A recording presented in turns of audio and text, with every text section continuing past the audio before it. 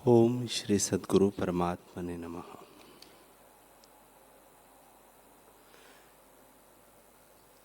श्री योग वशिष्ठ महारामायण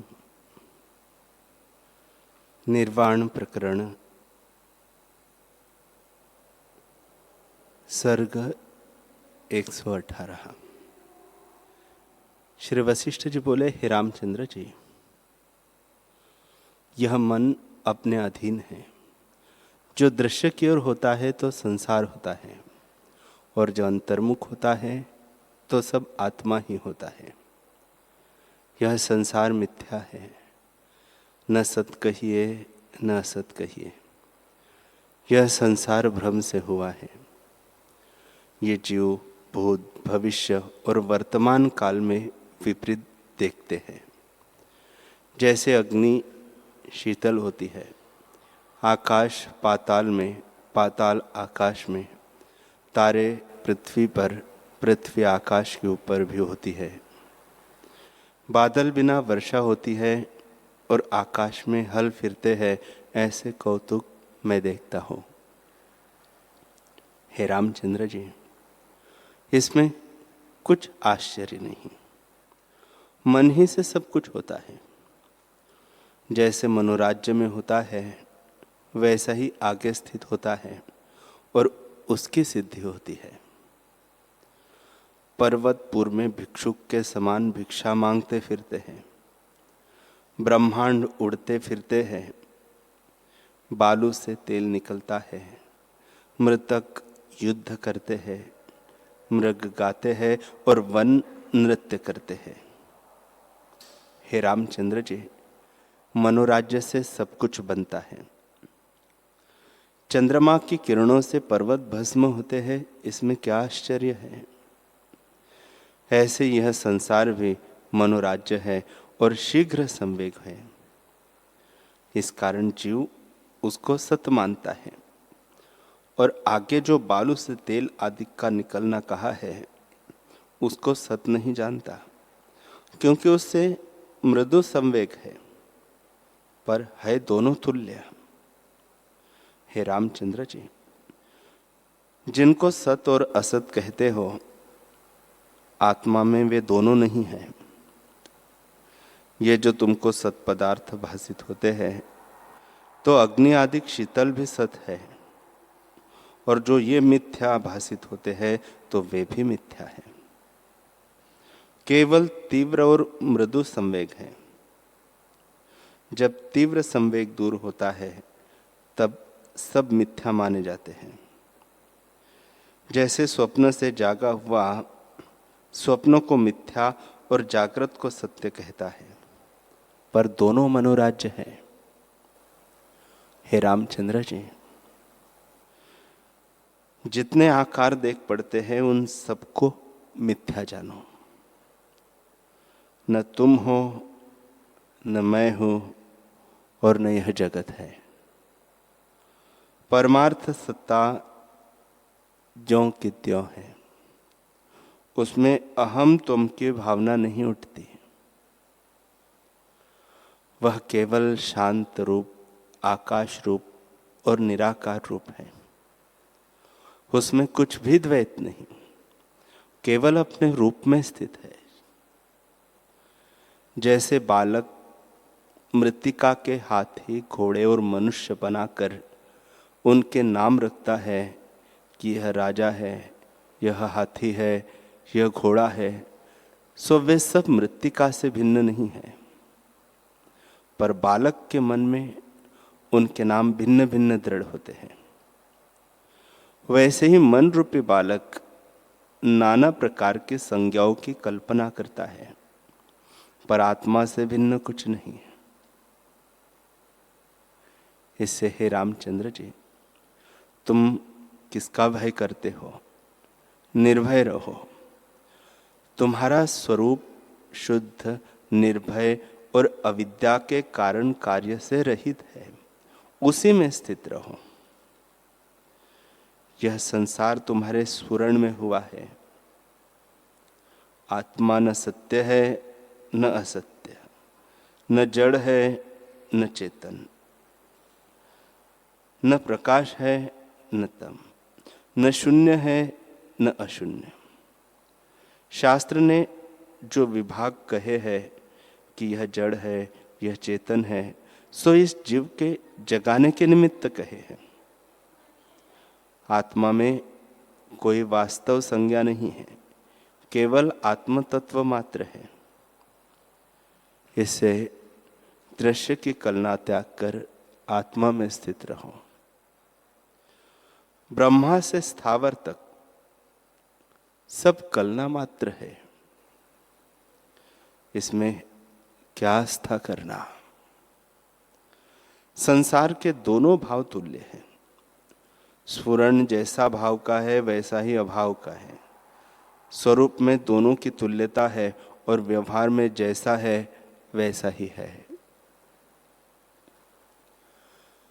राम जी ने पूछा, हे भगवान,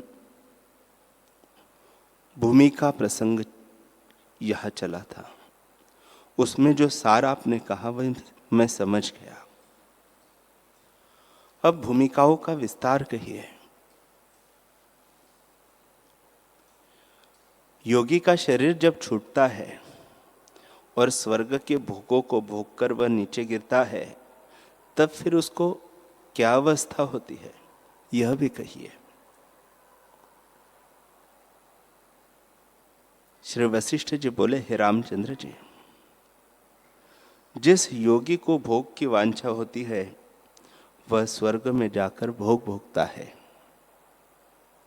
पर यदि उसको और भी भोगने की इच्छा होती है तो वह मध्यमंडल मनुष्य लोक में पवित्र स्थान और धनवानों के ग्रह में जन्म लेता है।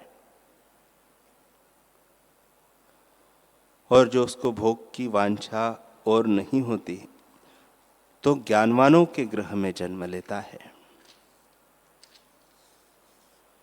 थोड़े काल के उपरांत उसका पिछला संस्कार उदय होता है। उसे स्मरण कर वह आत्मा की ओर उन्मुख होता जाता है। जैसे कोई पुरुष लिखता हुआ सो जाता है, पर जब जागता है तब उस लिखे को देखकर फिर आगे लिखता है, वैसे ही वह योगी पहले के अभ्यास को दिन दिन बढ़ाता जाता है। वह अज्ञानी का संग नहीं करता, क्योंकि अज्ञानी भोगों की ओर उन्मुख और आत्म मार्ग से बहिर्मुख है। वह जो चुगली करने वाले हैं उनका संग नहीं करता। उसके सब अवगुण नष्ट हो जाते हैं और दंभ, गर्व, राग, द्वेष, भोग की तृष्णा आदि स्वाभाविक रूप से छूट जाते हैं। वह शांति को प्राप्त होता है। उसे कोमलता, दया आदि शुभ गुण स्वाभाविक रूप से प्राप्त होते हैं। हे रामचंद्र जी, इस निश्चय को पाकर वह वर्णाश्रम के धर्म यथाशास्त्र करता हुआ संसार समुद्र के पार के निकट प्राप्त होता है, पर पार नहीं होता, यह भेद है। यह तीसरी भूमिका है। इसके बाद फिर मोह को नहीं प्राप्त होता। जैसे चंद्रमा की किरणें भी ताप को नहीं प्राप्त होती, वैसे ही तीसरी भूमिका वाला संसार रूपी गड्ढे में नहीं गिरता। हे रामचंद्र जी, यह सप्त भूमिका ब्रह्म रूप है, पर इतना ही भेद है कि तीन भूमिका जागृत रूप है, चतुर्थ स्वप्न है, पंचम सुषुप्ति है, छठी तुरीय है और सप्तम तुर्यातीत है। हे रामचंद्र जी, प्रथम तीन भूमिकाओं में संसार की सत्यता जान पड़ती है, इससे उन्हें जागृत कहा है, और पिछली चार में संसार का अभाव है, इससे वे जागृत से विलक्षण हैं। जागृत में घट, पट आदि पदार्थ सत लगते हैं कि घट घट ही है और पट पट ही है, अन्यथा नहीं। ये अपना ही अपना कार्य करते हैं, इससे अपने काल में ज्यों के त्यों है। इसी प्रकार सब पदार्थ है। तीसरी भूमिका वाला स्थावर जंगम को जानता है, उन्हें नाम और रूप से ग्रहण करता है, पर हृदय में राग द्वेष नहीं रखता, क्योंकि विचार करके उसने इन्हें तुच्छ जाना है। पर संसार का अत्यंत अभाव नहीं जाना और ब्रह्म स्वरूप को भी नहीं जानता, क्योंकि उसको स्वरूप का साक्षात्कार नहीं हुआ। जब स्वरूप को जानेगा तब संसार का अत्यंत अभाव हो जाएगा। इन तीनों भूमिकाओं से संसार तुच्छ लगता है पर नष्ट नहीं होता। इनको पाकर जब शरीर छूटता है तब और जन्म में उसको ज्ञान प्राप्त होता है और वह दिन दिन ज्ञान परायण होता है।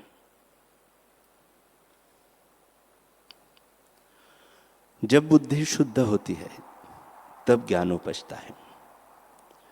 जैसे बीज से प्रथम अंकुर होता है और फिर डाल, फूल, फल निकलते हैं, वैसे ही प्रथम भूमिका ज्ञान का बीज है, दूसरी अंकुर है, तीसरी डाल है और चतुर्थ से जो ज्ञान की प्राप्ति होती है वही फल है।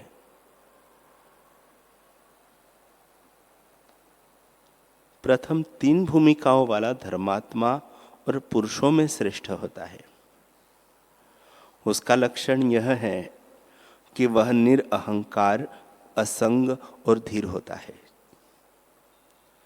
उसकी बुद्धि से विषयों की तृष्णा निवृत्त हो जाती है और वह आत्मपद की इच्छा रखता है। यह पुरुष श्रेष्ठ कहता है। यथार्थ आचरण यथाशास्त्र करता है, शास्त्र मार्ग को कभी नहीं छोड़ता। जो शास्त्र मार्ग में मर्यादा के साथ अपने प्रकृत आचरण से विचरता है वह श्रेष्ठ पुरुष है। राम जी ने पूछा, हे भगवान, पीछे आप कह आए हैं कि जब मनुष्य शरीर छोड़ता है तब एक मुहूर्त में उसको युग व्यतीत होता है और जन्म से मरण पर्यंत जैसे किसी की भावना होती है वैसा ही आगे भासित होता है। सो एक मुहूर्त में युग कैसे भासित होता है, सो कहिए। श्री वशिष्ठ जी बोले, हे रामचंद्र जी, यह जगत जो तीनों कालों सहित भासित होता है वह ब्रह्म स्वरूप ही है, भिन्न कुछ नहीं, समान ही है। जैसे ईख में मिठास है वैसे ही ब्रह्म में जगत है। जैसे तिलों में तेल और मिर्चों में तीक्ष्णता है वैसे ही आत्मा में जगत है। जैसे तिलों में तेल होता है वैसे ही ब्रह्म में जगत है।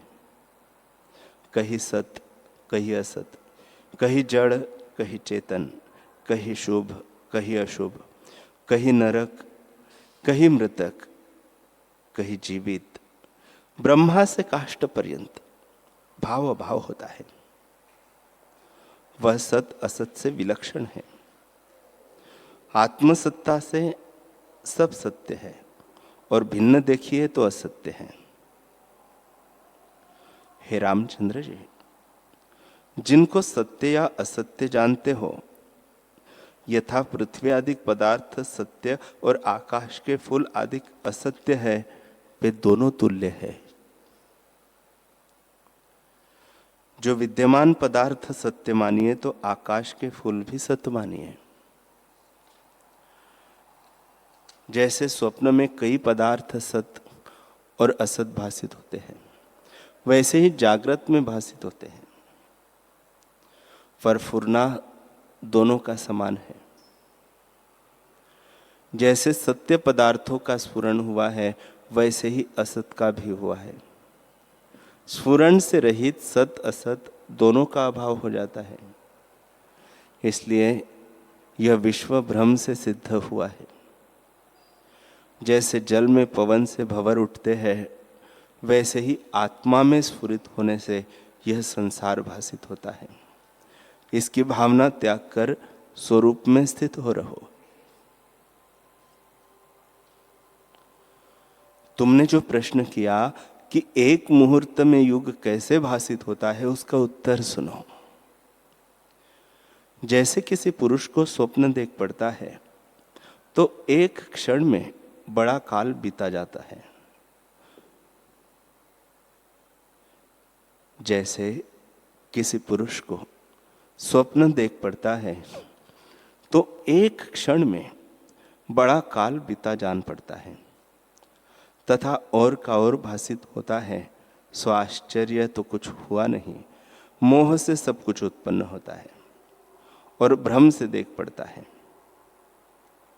हे रामचंद्र जी, जैसे पुरुष सोते में तो एक आप ही होता है, पर उसमें नाना प्रकार का जगत भ्रम से भासित होता है, वैसे ही स्वरूप के प्रमाद से जीव कई भ्रम को देखता है। स्वरूप के जाने बिना भ्रम का अंत नहीं होता। इससे तुम और प्रश्न किस निमित्त करते हो? एक चित्त को स्थिर करके देखो तो न कोई संसार प्रतीत होगा, न कोई जन्म मरण होंगे, न कोई बंधन है, न मोक्ष। केवल आत्मा ही भासित होगा। जब संकल्प उठता है तब अविद्या से अपने को बंधा जानता है। संकल्प से रहित होने पर मुक्त और विद्या से मुक्त जानता है। पर आत्मस्वरूप ज्यों का त्यों है, उसे न बंधन है न छुटकारा है, न विद्या है और न अविद्या। वह केवल शांत रूप है। इसे सर्वदा सब प्रकार सब ओर से ब्रह्म ही है, दूसरा कुछ नहीं। हे रामचंद्र जी, जब स्वरूप की भावना होती है तब संसार की भावना जाती रहती है। यह सब शब्द कलना में है कि यह पदार्थ है, यह नहीं है। आत्मा में यह कोई नहीं। जैसे पवन चलने और ठहरने में एक ही है, वैसे ही विश्व चित्त का चमत्कार है। ब्रह्मा से चींटी तक ब्रह्म सत्ता ही अपने आप में स्थित है और आत्मा ही के आश्रय से शब्द फुरते हैं। पर आत्मा फुरने और न फुरने में सम है, क्योंकि उससे भिन्न दूसरा कोई नहीं है। हे राम जी, जो ब्रह्म सत्ता ही है तो आकाश क्या है, पृथ्वी क्या है, मैं क्या हूं, यह जगत क्या है, यह प्रश्न उठते ही नहीं। एक मन को स्थिर करके देखो कि ब्रह्मा से चींटी तक जो कुछ भी पदार्थ है वे सब सद्भासित हो तो प्रश्न कीजिए। इसलिए जैसे भ्रम से दूसरा चंद्रमा दिखता है, वैसे ही जगत भी भ्रम से भासित होता है।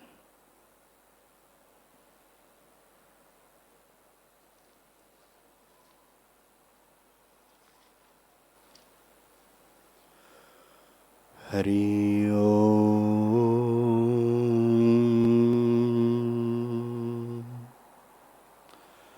हरि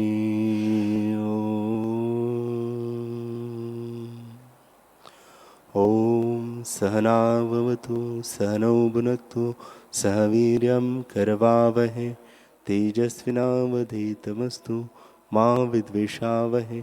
ओम शांति शांति शांति। श्री सद्गुरुदेव भगवान की जय।